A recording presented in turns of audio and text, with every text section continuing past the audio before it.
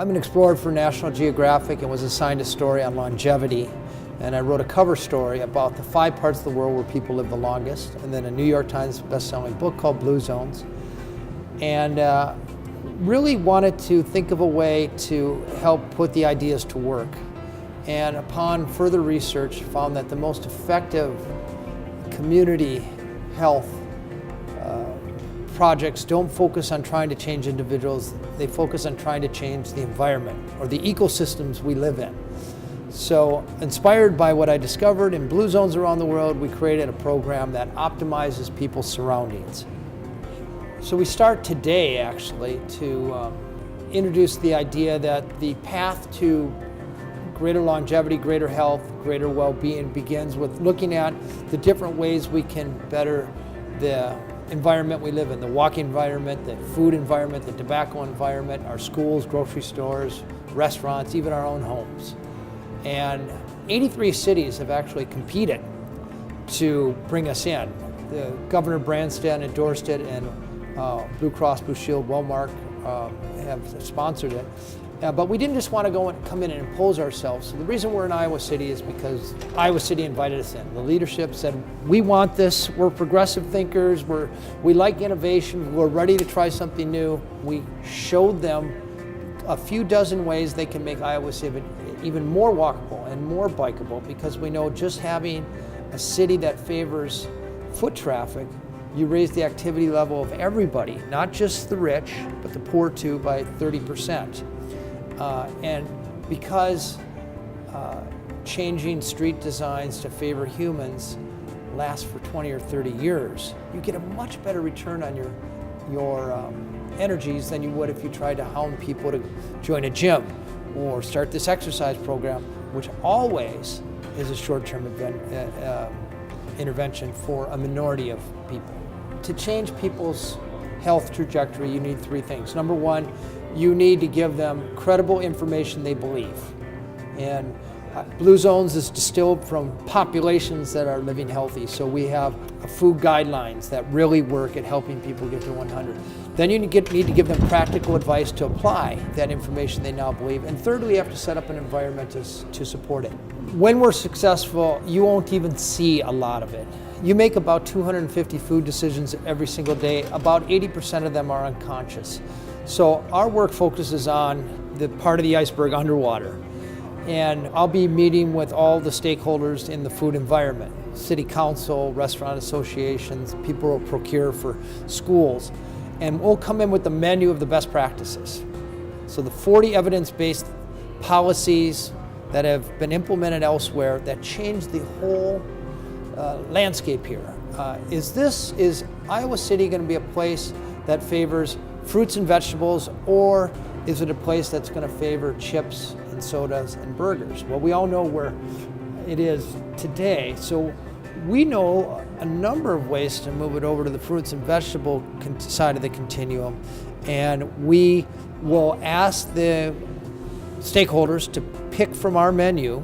We don't care what you pick, because this is not about limiting freedom. It's about providing opportunity. And once they pick, then we'll help implement that. And our team has the expertise.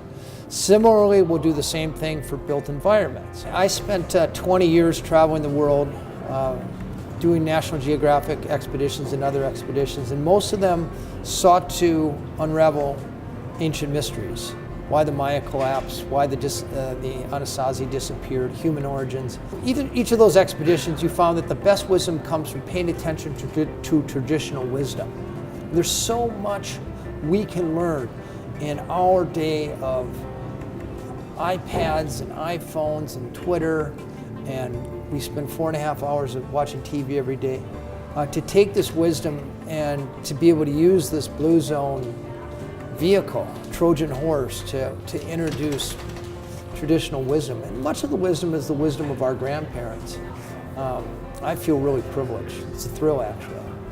Everybody in Iowa City has the right to be part of this. Basically, we have memberships for every individual. It costs nothing because Blue Cross Blue Shield of Iowa, Wellmark paid for it. But your first step is to learn what people around the world really ate and what they really did to live a long time, and then learn a few easy ways to apply it to your life. It'll make a huge difference. Iowa City is far ahead of most of the rest of Iowa in the way it's laid out its streets, I think in its appetite for innovation. I think obviously the college town and the youth and vigor that brings to the whole community, I think gives it a real advantage. At the end of the day, the interventions I'm suggesting are forward thinking.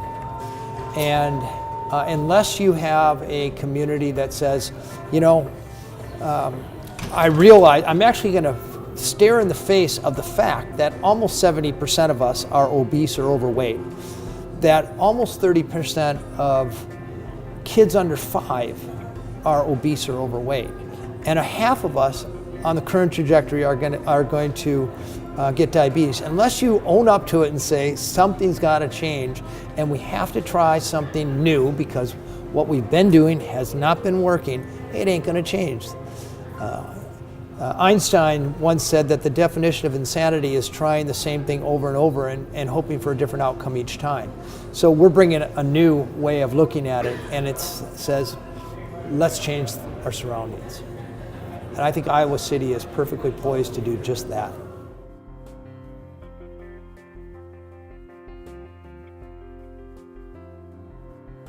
My name is Matt Hayek, and I am the mayor of Iowa City, and I want to welcome you to what's going to be an incredible event, and I want to thank you for being with us.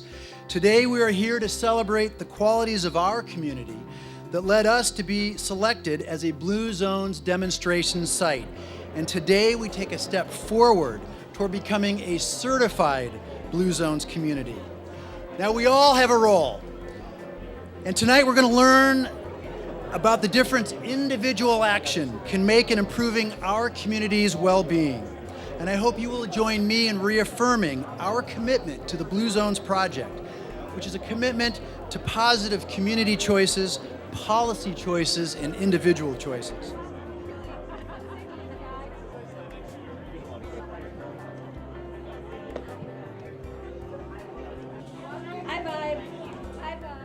In 1970, about 50% of America's children walked to school.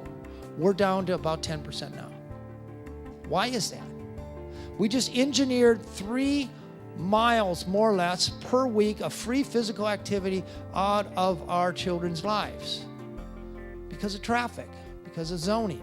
If you just make your city optimally walkable, bikeable, and make sure there's a decent public transportation system, you can raise the physical activity level of that whole population by 30%.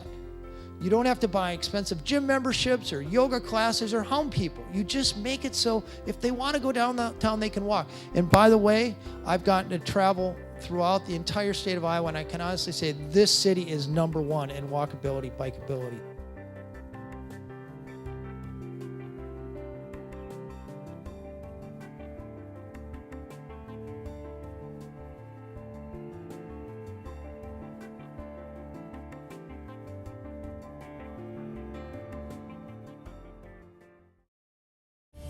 You're watching City Channel 4. On TV, online, on demand, on Facebook, and now on the go on your mobile device.